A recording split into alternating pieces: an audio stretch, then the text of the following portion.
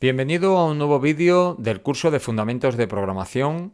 Continuamos con primer bloque, la primera unidad de Fundamentos Informáticos. Y vamos a empezar con el primer vídeo dedicado a la arquitectura de computadoras. Vamos a dejar un poquito de lado ahora el tema de la información. Simplemente quería que tuvieras, en esencia, lo que es el concepto de la información en sí. Y luego lo iremos retomando una vez que hayas adquirido los conocimientos que vamos a ver ahora en estos vídeos de arquitectura de computadoras. Sin más preámbulos, vamos a continuar.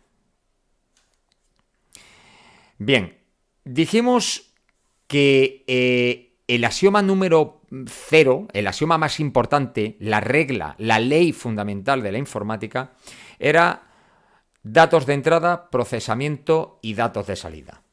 Y que parte de esos datos de salida pueden ser a su vez datos de entrada. Una computadora o una red de computadoras, como es Internet, en esencia es un sistema informático.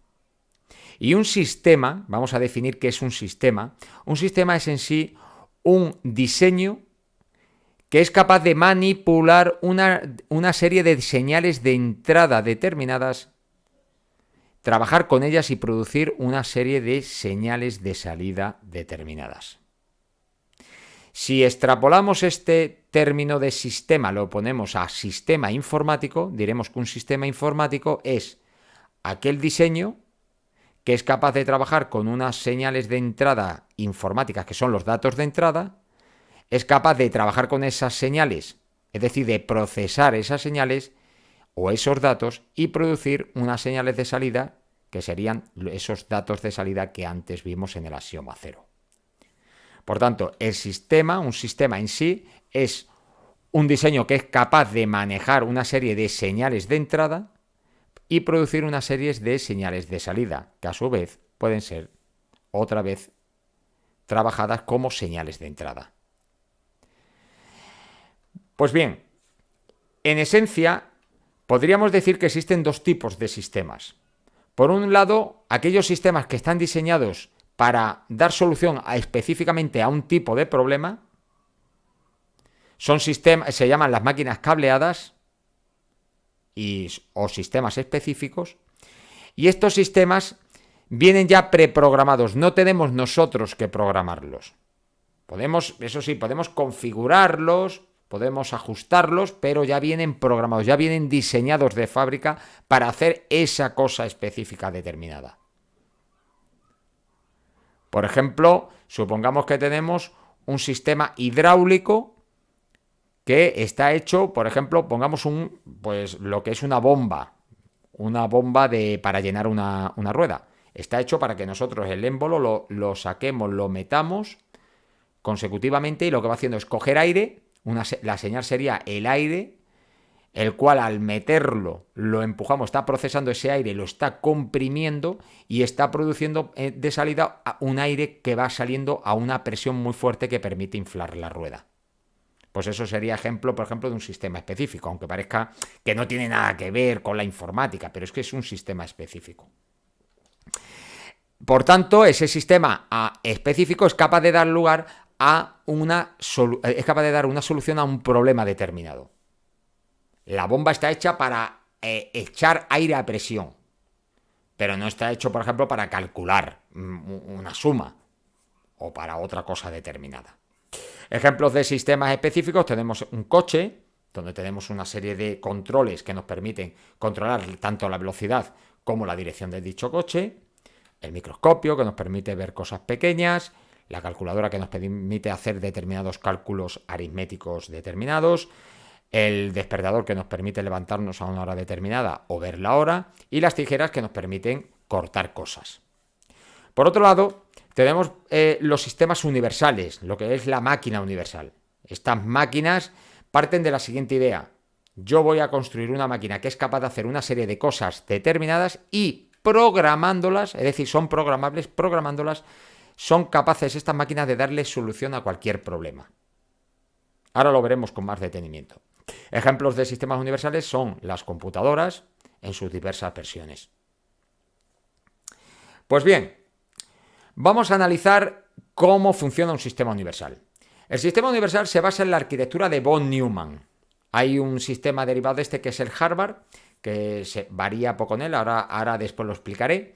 Pero básicamente la arquitectura von Neumann dice, señores, vamos a crear una máquina que es capaz de hacer una serie de cosas determinadas, muy simples pero muy determinadas. Viene ya preprogramada para hacer una serie de cosas simples. Hasta ahora tengo una cosa parecida a una máquina cableada, a un sistema fijo. Pero ¿dónde está la maravilla o la genialidad de von Neumann? Dice, señores, aunque esta máquina es capaz de hacer una serie de cosas determinadas, esta máquina puede acceder a una memoria externa, y es capaz de acceder a una serie de dispositivos de entrada y salida. Es decir, esta máquina es capaz de hacer una serie de cosas y es capaz de comunicarse, de conectarse con otras cosas. ¿Y dónde está la genialidad de esto? Pues está en lo siguiente, en la memoria externa yo lo que voy a almacenar es un programa con una secuencia de las instrucciones o de las cosas básicas que es capaz de hacer. Supón que la máquina, la UCP es capaz de hacer 4 cosas. Pues primero haz la cosa 4, luego la 3, luego la 2, luego la 1, así sucesivamente.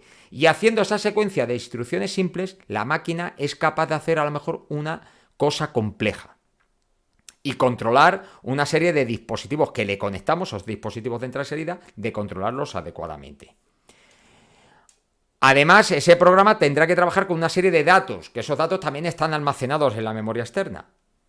Por ejemplo, tenemos 2 datos y queremos sumarlos. O tenemos un dato de entrada de un dispositivo de entrada, que es un dato que nos da el nivel de presión o el nivel de altura o lo que sea, y dependiendo de esa altura, pues la unidad central, con el programa, la unidad central proceso, pues a lo mejor activa que se corte, si a lo mejor el nivel de agua es un controlador de agua, pues que corten el grifo donde mete el agua, o que abra una compuerta para que se desaloje el agua, etcétera, etcétera, etcétera. Esa es la idea. La unidad central de proceso, por tanto, es siempre lo mismo, va a ser siempre igual, va a ser capaz de hacer una serie de cosas determinadas y el poder está, por tanto, en que en una memoria externa podemos almacenar ese programa que le va a dar qué pasos debe ir haciendo la unidad central de procesos, qué pasos simples que es capaz de hacer la unidad central de procesos deberá ir haciendo, ¿vale? Y irá haciendo una serie de cosas con respecto a unos datos de entrada que se van a almacenar en la memoria y que pueden venir de unos dispositivos de entrada. Y en consecuencia, una vez que ha trabajado con esos datos la unidad central de proceso, como le indica el programa, enviará también una serie de datos a la memoria o a los dispositivos de salida.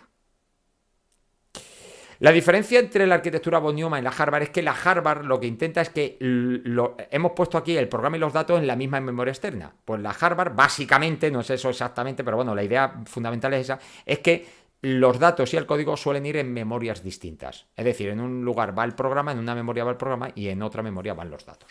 Básicamente esa es la idea. Bien, vamos a ver ahora más detenidamente cómo está constituida la UCP, porque lo demás más o menos lo podemos tener claro, pero la UCP a ver cómo funciona. Bien, la UCP funciona de la siguiente forma. La UCP está formada por un dispositivo principal, un circuito principal, que es la unidad de control. La unidad de control es el auténtico cerebro que controla todo el sistema informático. Esta unidad de control está formada a su vez por una pequeña memoria. Estamos viendo que está segmentada, es decir, tenemos una serie de pequeñas casillas de memoria donde almacenamos los datos, ¿vale? Pero muy pocas, son prácticamente unas decenas. Algunos sistemas informáticos, algunas unidades de control tienen a lo mejor una decena, otras más tienen a lo mejor 2 o 3 decenas de registros. Pues bueno, estos registros, que es esta memoria de acceso rápido, es donde la unidad de control va a almacenar inmediatamente bien los datos que vaya a trabajar o bien los datos que acaba de producir. Y luego esos datos los enviará al exterior.